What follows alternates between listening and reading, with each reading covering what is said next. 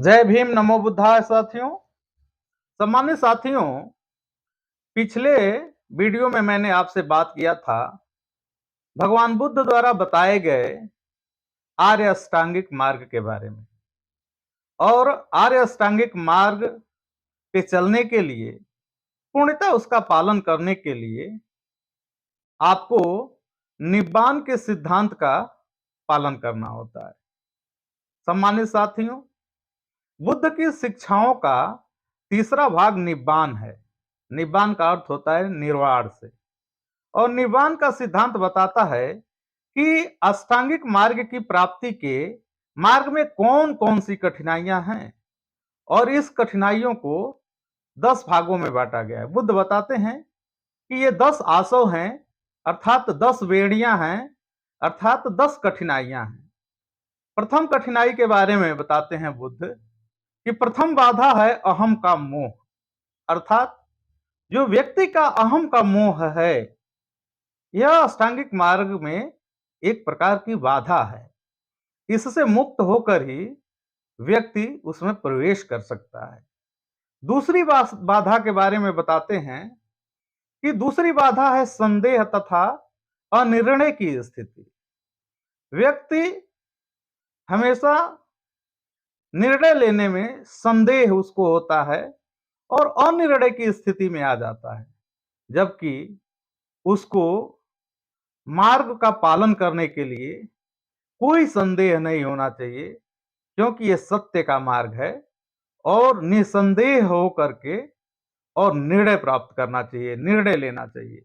यह दूसरी बाधा है साथी, जो अनिर्णय की स्थिति है। तीसरी बाधा संस्कारों तथा धर्मानुष्ठानों की क्षमता पर निर्भर करता है। जो संस्कार हैं, जो धर्मानुष्ठान हैं, उस पे यह निर्भर करता है। इन बाधा से मुक्त होना होगा आपको। चौथी बाधा है शारीरिक वासनाओं से संबंधित। जो शारीरिक वासना है, इससे भी मुक्त होना होगा। आपको शील का पालन करते हुए जैसा आचरण है, उस तरह अपने अंदर चरित्र का निर्माण करना होगा। चौथी जो शारीरिक वासनाओं की बाधा है, उससे मुक्त होना होगा। पांचवी बाधा है द्वेष तथा वैमनस्व का। ये ऐसी भावना जो द्वेषता तथा वैमनस्यता को लाए, ऐसी भावना से आपको मुक्त होना होगा। ये बाधाएं हैं, बेड़ियां हैं। तथा जो छठी बाधा है, वो भौतिक वस्तुओं से मुक्त इच्छा रखना।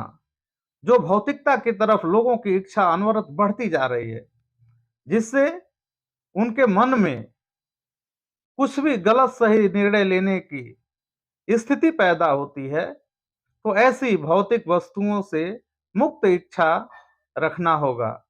सातवां जो बाधा है भौतिकता से युक्त भावी जीवन, भविष्य का जो निर्माण है। व्यक्ति कभी कभी यह सोचने लगता है कि ऐसा करूंगा तो भविष्य में इन इन भौतिक सुविधाओं का भोग कर पाऊंगा, ये सुविधाएं मिल जाएंगी, इतने आर्थिक रूप से समृद्धशाली हो जाऊंगा।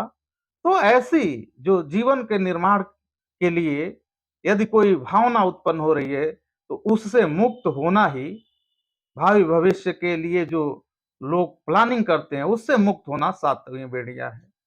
आठवीं बेड़ी है, आठवीं बाधा है अभिमान का, अहंकार का।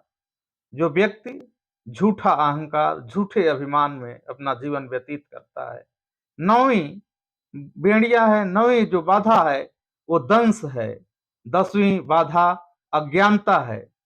व्यक्ति जीवन के वास्तविक मूल्यों को नहीं समझ पाता है, तथा जो आचरण है, अपने आचरण को गलत दिशा निर्देशन में गलत तरफ ले जाता है। ये अज्ञानता के कारण ही हो पाता है। यदि व्यक्ति अपनी अज्ञानता को दूर करे, इस बाधा को दूर करे और ज्ञानी बने, जीवन के वास्तविकता से परिचित हो, समानता से परिचित हो, बुद्ध के बताए हुए रास्तों से परिचित हो, तो उसे पता चलेगा कि जो वह है, जो उसका हिस्सा है इस संसार में, वो मात्र क्षणिक है। वो एक संसार का बहुत छोटा कण है। तब उसे ना अहम होगा और ना ही इस तरह की और कोई बाधाएं उसको घेरेंगी, और इन बाधाओं से, दसों बाधाओं से मुक्त होगा। और दसों बाधाओं से मुक्त होने के लिए उसको जब ज्ञान हो जाएगा, तो बुद्ध के बताए हुए अष्टांगिक मार्ग पे वो चल निकलेगा, और बुद्ध से प्राप्त शिक्षाओं से उसका जीवन सरल और बहुत ही आनंददायक हो जाएगा।